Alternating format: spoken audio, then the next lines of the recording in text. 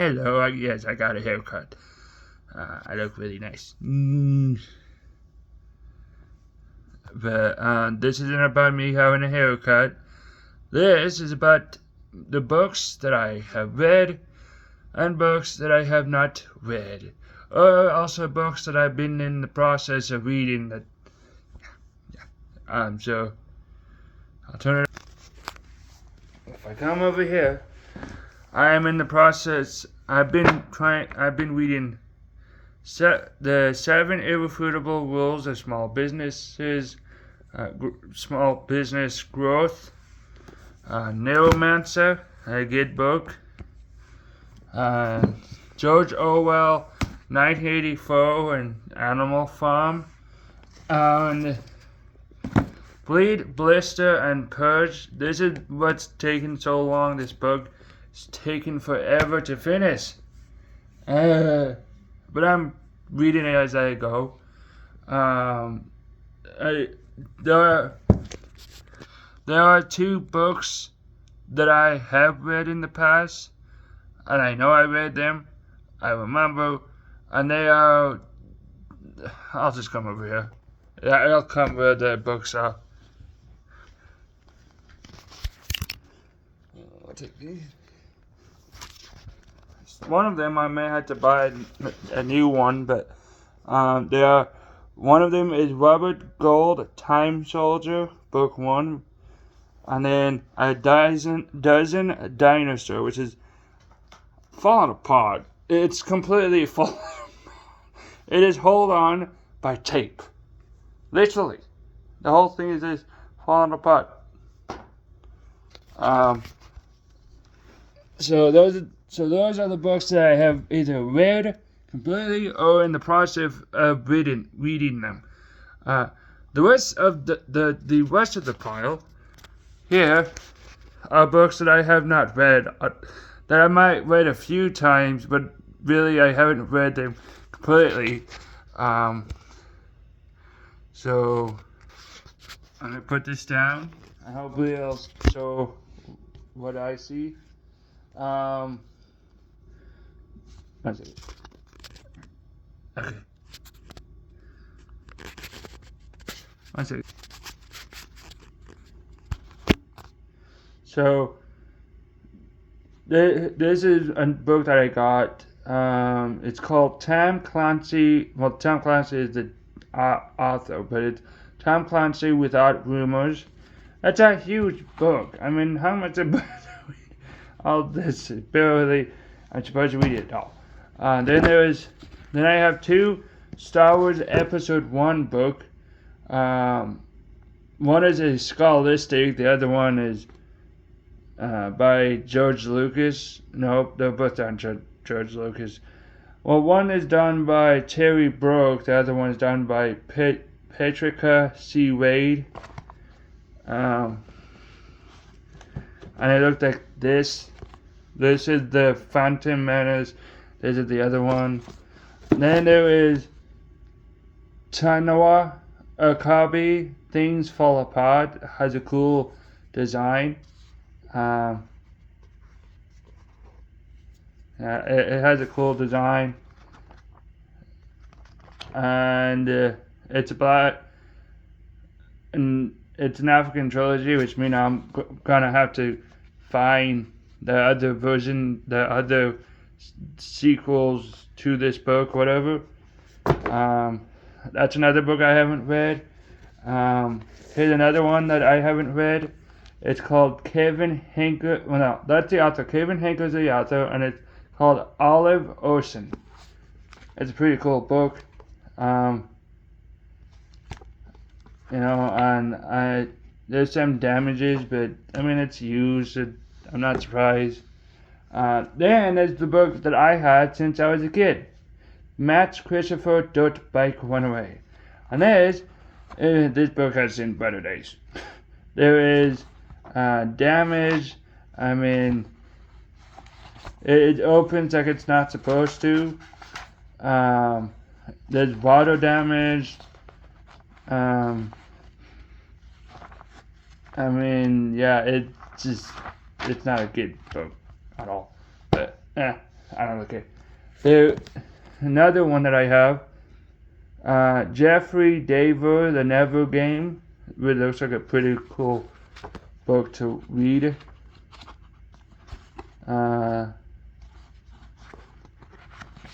Yeah.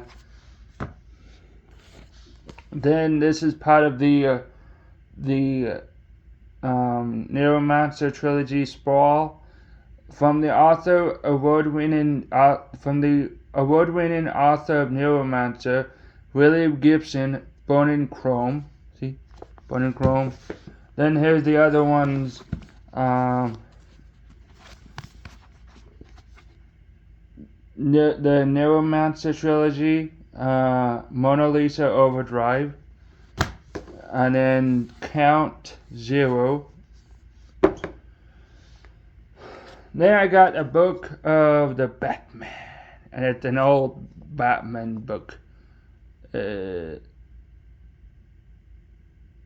a movie tie-in, but this is a book that I got from my friend just today. I like it. I'll read part of it. Come on. I hate page. Here is the prologue. It was a night like any other, and the city too hot, too humid, too loud. The sound of music mixed with the car horns and laughter, and the occasional scream. The streets throng with life, 10 times as busy now that the sun was gone, and the scum of the night could crawl from their holes like roaches who needed the darkness to feed. Not that these streets were dark. Some of the street lights still worked enough to show the pushers wave to the hookers, the hustlers laughing at some sucker got fleeced at 3-card manate.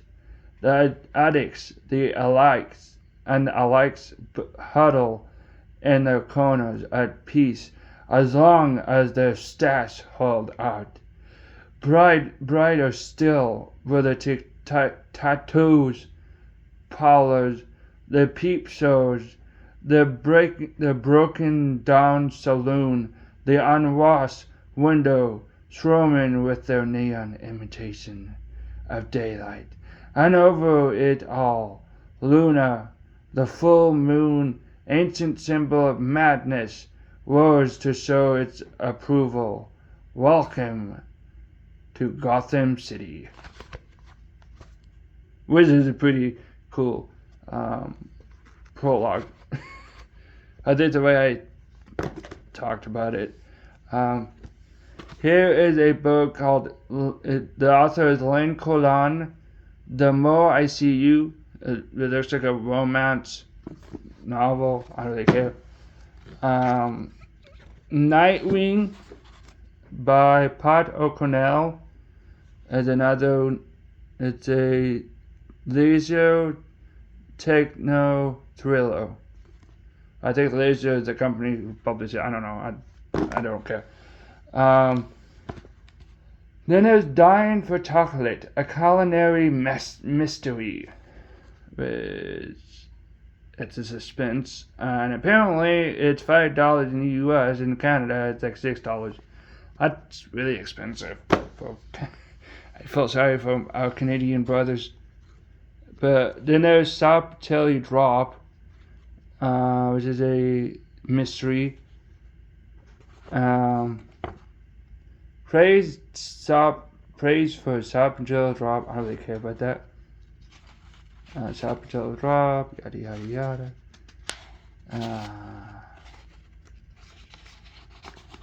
I want to thank my husband, Don Crinklin. Nope, that's his acknowledgement. I don't care. On Wednesday, Helen made a woman who could not frown the frontless female was another amazing customer at Julana. The store was on Las Olas Boulevard, the fashionable palm fringe shopping area in downtown Fort Lauderdale. After working 2 weeks there, Helen thought she'd seen every kind of expensive kept women. The women could not front did not seem all that different from the other customers who would buzz inside. You could not simply walk into Joanna. The elegant green door was locked to keep out undesirable sunburned tourists, in I Love Florida t-shirt. Ouch, I got a hurt. But that's I can't read it now. Then there's Moto in a Hurry by French and Richard Lockridge. Large print, which it's good because I'm not that good at reading. No, seriously, I don't read well because it's hard for me to see some of the words. And it's not that I have, what do you call it? Not epilepsy. I don't have that. Well, I can't read small words really well, which is why I can't read the Bible. And it's because I just small words all mumble jumble in my head. So, which is funny because there's nothing wrong with my eyesight, so. But it is an inconsiderable street, neither long nor wide, and it is appropriately modest, as if even further to shorten its length, it bends in the middle, abounding a course which is roughly west by south, to pursue one which is by a degree of two north of west. This sort of behavior on the part of the street is familiar enough to those who live in downtown New York, but many feel the West Cape Street somewhat overdoes it. And that's a message I'm going to read. I actually like this book. I bought it. A donation, I don't care. There is Deborah Combine, Kiss a Sad Goodbye.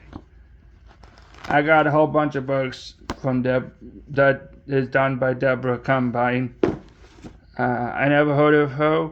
That just like how I never heard of Francis and Richard Lockridge. I didn't know there were people like There's another book that I think I bought this from I either got it from the library or I got it from, more likely I got it from Vincent de Paul thrift stop. It's called The Missing Years. It's a novel, and it's done by Lacey Elliott. And it is about, essentially, how do I put it? It's about this kid who, this one kid who owns this house partly, and the other person who owned it is nowhere to be found. That's the father, and yeah, and weird shit is going on. So yeah, and then here is Star Wars: Fate of the Jedi Backlash. I don't really care about that. I'm done with Star Wars. The truth be told, I'll still buy Star Wars stuff, but it's like I'm not into Star Wars. Then there's Marion Keyes' The Last Chance Saloon. And it's a pretty damaged book. It's all warped. But it has a cool little page where it shows a skinny, tall lady. So, this one I got from a bookstore in Twin Falls called, I can just open this page, first page, called Paperback Bookworm. This book is falling apart, kind of. And it's done by David Reber, which is a sci-fi author. Great book. Never read it, but I suspect it's probably great. Here is another one. Here's another book, The Best Defense by Kate Wellheim. And it's pretty cool. There's like a map. Let's see. So, one of the masters of psychological fiction in America, blah blah blah. It doesn't even tell you anything about the story. Is it in here? Yeah. With the extraordinary novel, Kate Wellheim returns to the marvelous milieu of death, qualified, bringing as a page-turning legal thriller of the finest caliber. After the harrowing events of Death Qualified, attorney Barbara Holloway isn't looking to take on any new courtroom case. She's happy working from a booth and a cafe in one of Eugene working-class neighborhood. But when the sister of a baby killer, Kinner man, asks for help, Barbara will reluctantly look into the matter and find that incompetent lawyers and a smear campaign from the local right-wing press are going to allow a killer to go free. Okay, so this is political. That's great. I don't like books being political. I just don't. The deeper Barbara delves into the case, the more aristocratic and atrocities she finds, and the more she believes that the best defense may not be enough. A gripping, poignant, masterful courtroom novel, the best defense in blah blah blah blah. I really don't care because frankly, I shouldn't have bought this. It is politics, first politics, down my throat. I do not like that. I'm sorry, but I do not like it when someone make a damn book, and this is not just books, anything. Okay,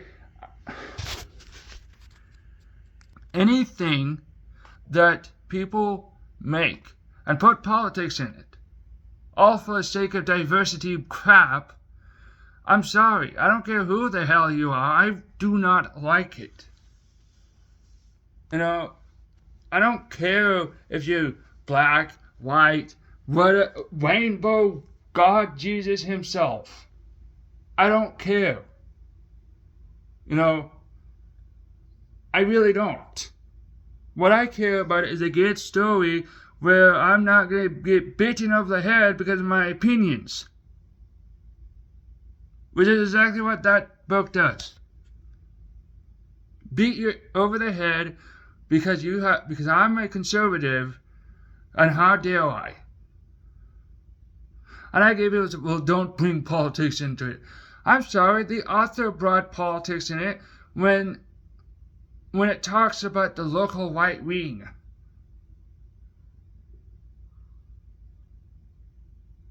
So of course I'm not happy. Okay, I like reading books. I'll read it. I'll keep it. I collect books anyway, but I find it highly infuriating when people put politics in books. Just like if someone had done that to movies, video games, music, you name it, you have it. I don't like it. I know I don't want my opinions in it. I just want a story, an effing story. That's what I want. I want a good story with a good character, no damn politics. But unfortunately, we can't have that anymore.